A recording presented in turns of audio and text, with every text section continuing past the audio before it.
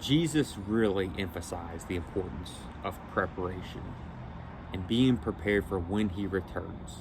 I feel like over the past week, all I talked about was preparing and developing our relationship with Jesus. Matthew 24 and Matthew 25 starts off with preparation, more examples of just the importance of not knowing when he will return or when our time will be up.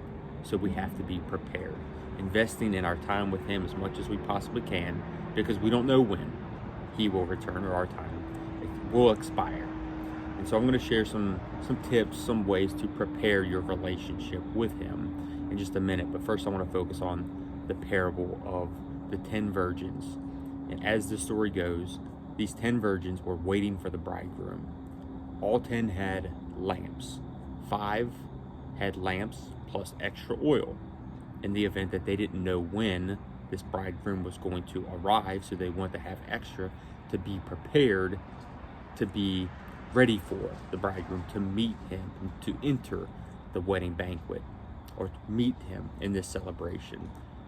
5 were not prepared, and those 5 were asking the others for extra oil, but they're like, we don't have enough for ourselves.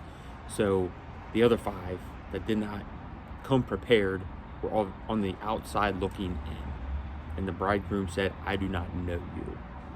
So obviously, we do not want to be those who Jesus says, I do not know, because we're not prepared, because we're not developing that relationship with him. And so one of the ways that I've discovered, and I think would work for you as well, is to picture yourself. For starters, open up the Bible for yourself and start reading it, but picture yourself in each story that you read. So imagine how you will read. So let's place yourself in a story like changing water into wine. I mean, you could be one of the disciples, you could be the bride, the groom. Myself, I want to be one of the servants that brings in the jars of water that were transformed into wine. I mean, think about how different that story hits if you know you're that servant and you brought in water, and now all of a sudden you're carrying out the best wine ever. How different that story reads rather than just reading over it right in your hand. But picture yourself there.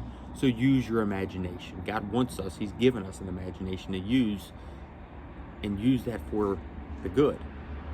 Picture yourself with Jesus as he is healing people, as you're walking from town to town, the conversations you could be having with him.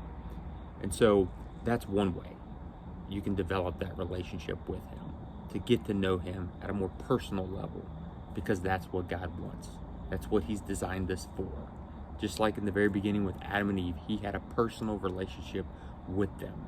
That was the example for us, and is the example for us, to cultivate that relationship with him. And as we do that, we can rest assured that we will not hear him say, I do not know you, when we are face to face with him.